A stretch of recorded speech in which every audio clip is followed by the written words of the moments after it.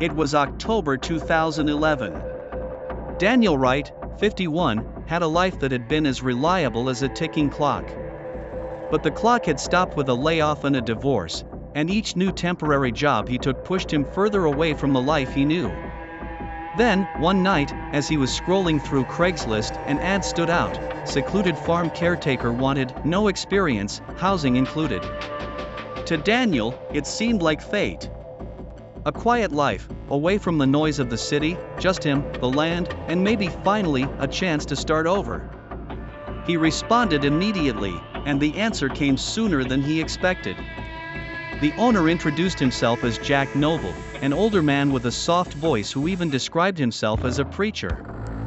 Over email, Jack said he needed someone trustworthy and God-fearing, someone he could trust to protect his land. "Meet me in Marietta," Jack wrote. "We'll have breakfast, and I'll take you out to the property."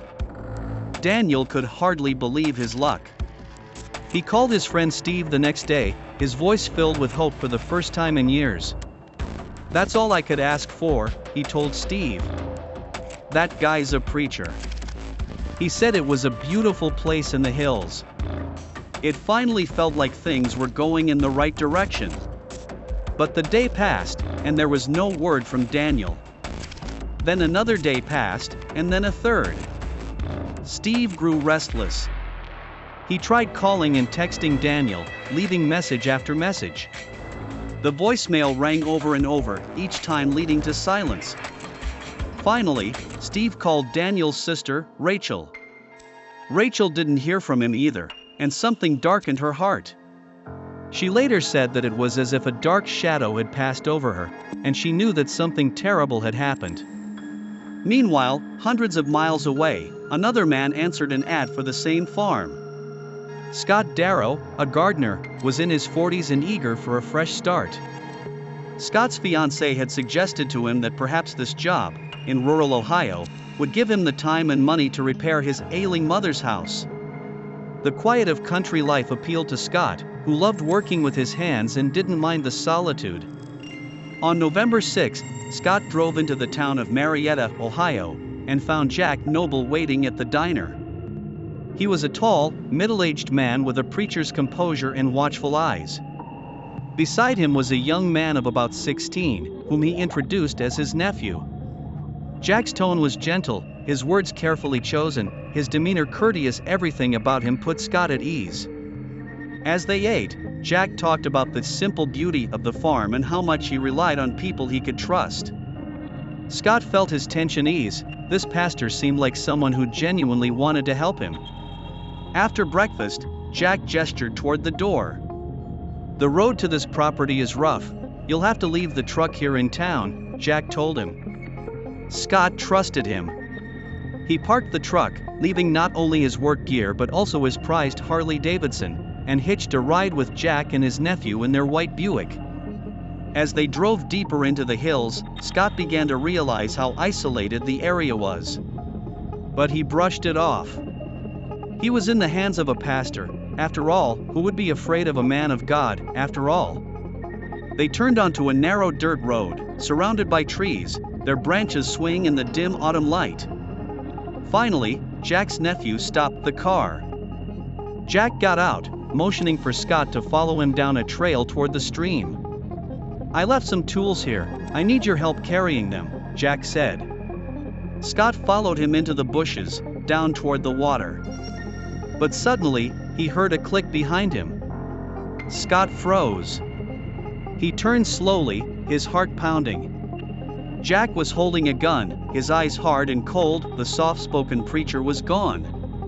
"No witnesses," he whispered, and he pulled the trigger.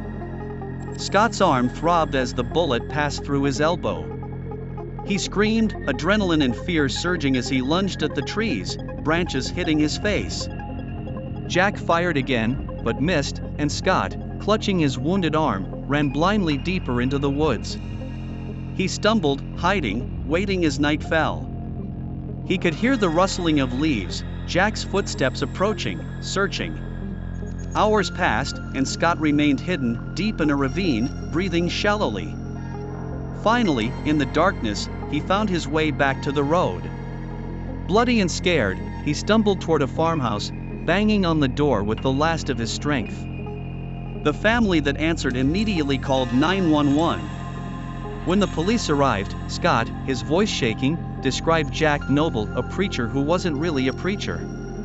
But to the sheriff, Scott's story seemed unbelievable. An ad for a caretaker, a preacher in the woods, a gun? It sounded far-fetched, perhaps some drug deal gone wrong. Still, the police began looking for the man Scott described, but he was gone. Rachel called every hospital, every friend, anyone who might have a clue about her brother Daniel. And then, one day, she saw a news article about a man who had survived a gunshot wound after answering a Craigslist job ad for a caretaker position. Rachel's blood ran cold. It was the ad Daniel had answered. Rachel called the sheriff's office and described how her brother had answered a similar ad and disappeared without a trace. Now the sheriff's office had two missing men connected by the same ad, both lured by a man pretending to be a preacher. With renewed urgency, they tracked Scott to the area where he had been attacked, and within hours, they discovered a shallow grave. And as they dug deeper, they found what Rachel feared most: Daniel's body, left to rot underground, a gunshot wound to the back of his head. But Daniel wasn't alone. This wasn't the first body. They discovered another grave nearby, and this time it was a man named George, who had disappeared weeks earlier after answering a similar ad. The sheriff's office quickly concluded that the killer wasn't a preacher, but a hunter, preying on desperate men looking for a second chance. As the investigation deepened, detectives traced the Craigslist ad's IP address to a home in Akron. There, they found Joe Temple, who had rented out his basement to a man named Ralph Gold. Joe recognized him immediately from a police photo, the face of the preacher. He knew him by another name, but it was him. Ralph Gold was a con man with a history of petty crime and fraud, who had gone by many faces and names over the years. Joe showed the detectives the room where Ralph had stayed.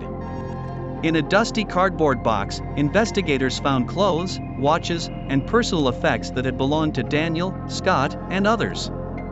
With nowhere else to hide, Ralph Gold was arrested. When detectives searched his belongings, they found chilling evidence of his scheme. In his notebooks and emails, he had written about worthy targets, middle-aged, lonely men with few family connections, desperate for work and stability. To Ralph, they were anonymous victims in a scheme designed to give him financial freedom. And sitting next to Ralph throughout these bizarre crimes was Ben Parker, a young man Ralph introduced as his nephew. Ben, only 16, had been manipulated into becoming Ralph's accomplice. When the police pressed Ben, he broke down. Ralph, who had posed as his father, had been grooming Ben for years, feeding him warped views of loyalty and power, convincing him to dig graves and send men to their deaths. Ben's testimony painted a picture of a terrible force, but it was not enough to clear him. In the courtroom, the families of Daniel, George, and the other victims stood face to face with the man who had kidnapped their loved ones. Rachel stared at Ralph, seeing no remorse on his face, only cold satisfaction, as if he had somehow outwitted them all. When Scott, the sole survivor, took the stand to testify, his voice broke as he described the pain and horror he endured. He claimed to be a man of God, Scott said, his voice shaking. But he wasn't a preacher. He was the devil.